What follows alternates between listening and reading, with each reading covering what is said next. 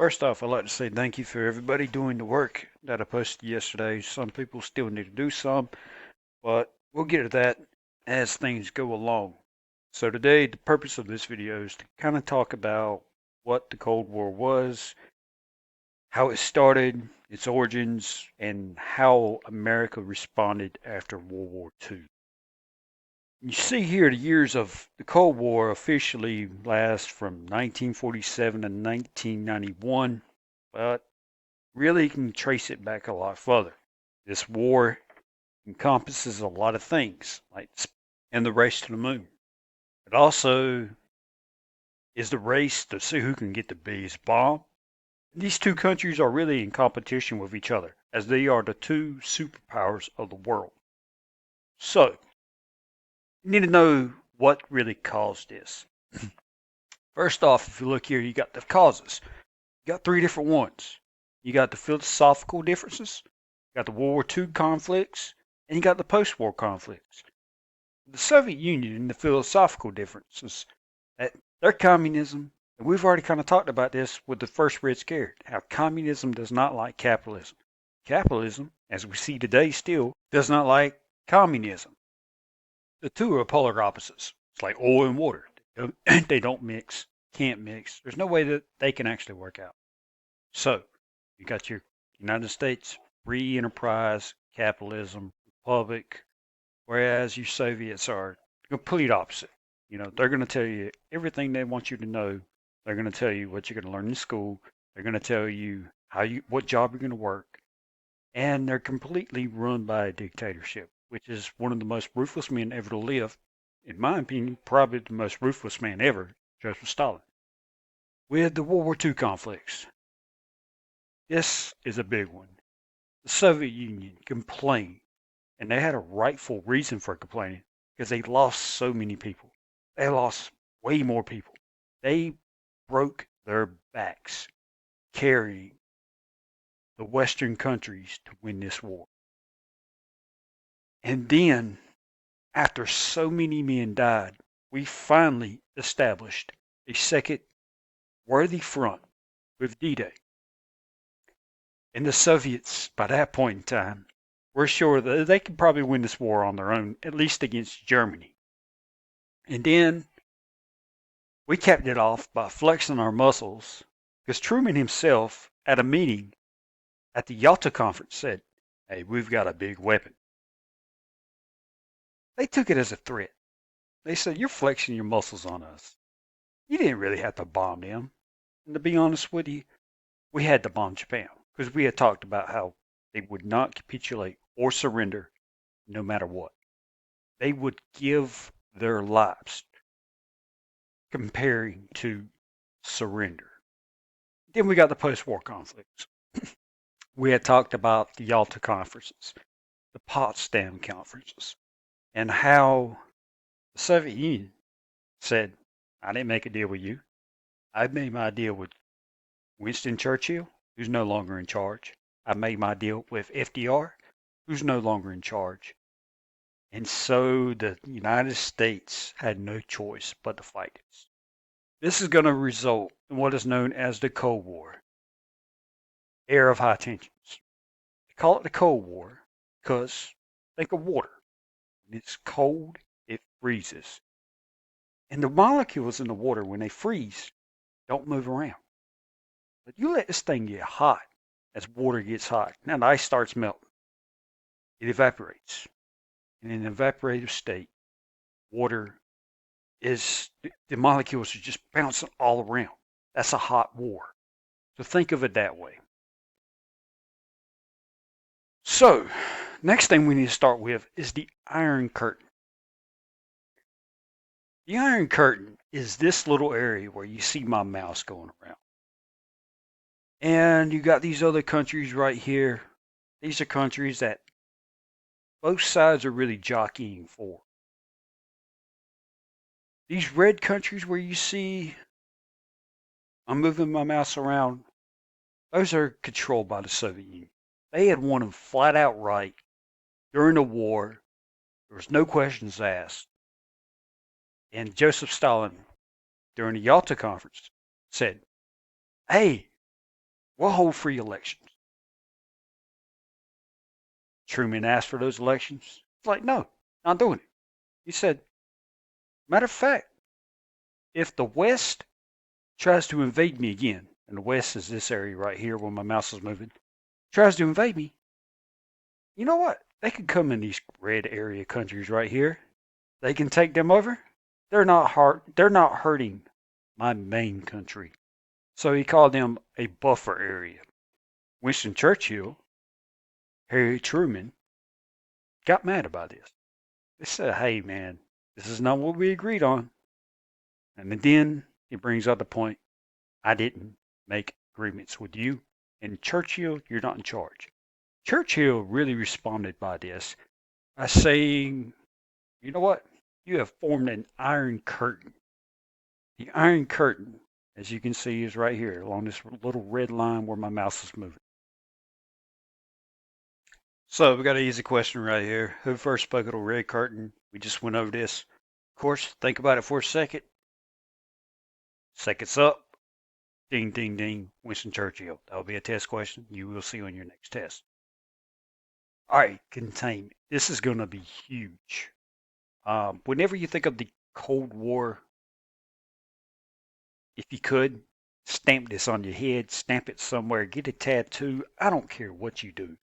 You can always almost answer each question with containment.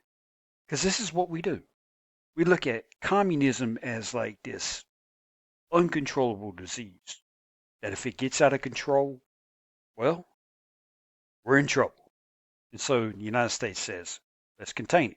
This is going to be brought up by George F. Kennedy. Harry Truman said, I need somebody to come up with this policy. Kennedy said, let's do this. Let's go ahead and fight communism if we have to, outright with our military. Let's go ahead and fight it outright with politics if we have to. We need countries to steer away from communism. We'll contain it by giving them money. So this was any means necessary. Stop communism from growing, contain it, because there's something that's going to come along later on known as the domino effect. And while many of us may not have to play dominoes, we know that if we stack them all up and we tip that first one, the rest will fall. And this is what the United States is really worried about. That first domino going to be some country over there in Eastern Europe. Going to be another one and another one. And at the end, the last domino, they're afraid it's the United States. So, brings us to the Truman Doctrine. The Truman Doctrine is a form of containment. And see, Turkey and Greece, they're kind of like in a civil war. They're trying to figure out, okay, do we become communism? We're going to stay capitalist. And so Truman's like, what can I do to try to persuade them?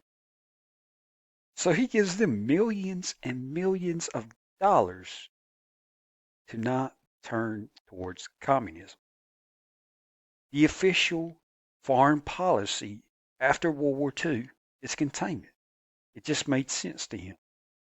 Even though millions of taxpayer dollars are going overseas to try to persuade these people to become or stay a capitalist country, it works. And it's a simple victory for containment. This is the first time containment actually works. That brings us to our next form of containment. Again and again. Containment, containment, containment. The Marshall Plan was a plan to rebuild Europe. Europe had been in war for 5 years or more in some places. They had destroyed everything. Things were going to be rebuilt. Question was, who was going to rebuild them? Was it going to be the United States? Or was it going to be the Soviet Union? We all know if the Soviet Union rebuilds it, it's going to be a heavy, you're going to take our heavy idea of it. You're going to take our money and you're going to do what we ask you to do. You're going to start to think our way. You're going to set up your government our way. You're going to listen to us. You're going to rely on us.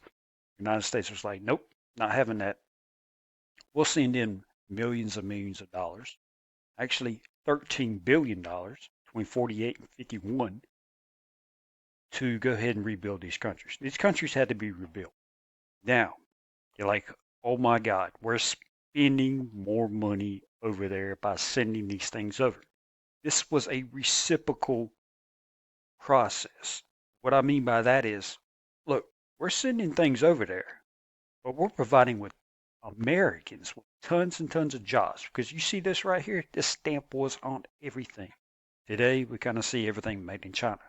In Europe at that point in time, Americans were making lots of money at home by providing goods to these countries in which they needed. You can also see right here this very famous cartoon, whatever the weather, we must move together. And so all these countries really jump on board. They go, this is the best plan going forward. It represents our traditional governments.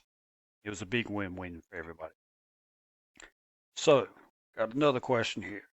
One goal of the Marshall Plan was to, you can look through these. We can see A, make German pay costs for the war. Well, that didn't work out in World War I, so scratch that out. Send troops to help European countries fight communism. Well, remember, containment is by any means necessary. Troops are the last thing you want to do because you didn't want to start a war between two superpowers after you just got out of a huge war. C, make European countries strong enough to start buying American goods. Sounds like a good idea. Why not try to do that? C would be a better answer.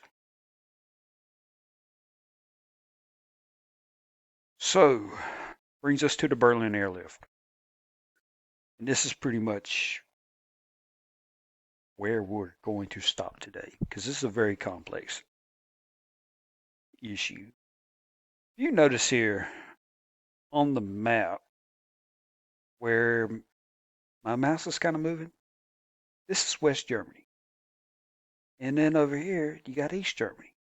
We talked about during the Yalta conference where they had split it up kind of like pie. Said, all right, we're going to get the French area, we can get the British area, and the America area.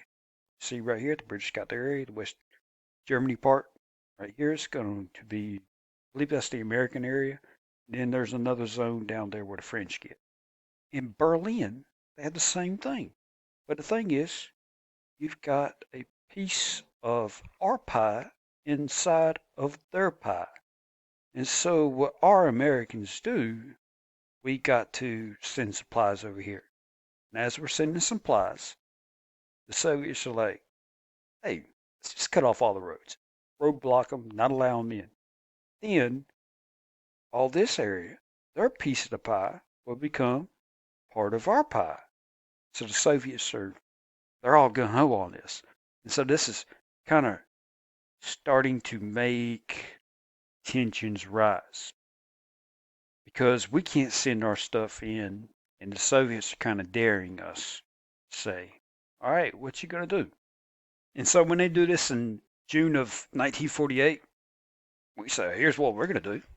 Won't let us in on your roads? Well, we can fly. We got all these planes. And the Americans would drop off tons and tons of supplies that these guys needed. And they say, you know what, we don't have to rely on the Soviets. We can rely on the Americans. This, again, is another form of containment in which we are just trying to win this Cold War, which is more of a political battle at this point. But you notice here, on May 12th, 1949, they lift the blockade. They lift it because tensions were getting high. Plus, the Soviets were working on something, and they didn't want the United States to know about it. And they wanted to get that weapon before the United States had enough. And so, brings us to our last question of the day. In order to try to gain Soviet control over the West Berlin, the Soviet Union, A, set up a total blockade cutting off that city. That's what they did. They just said, nope, not coming in. No access. That's it.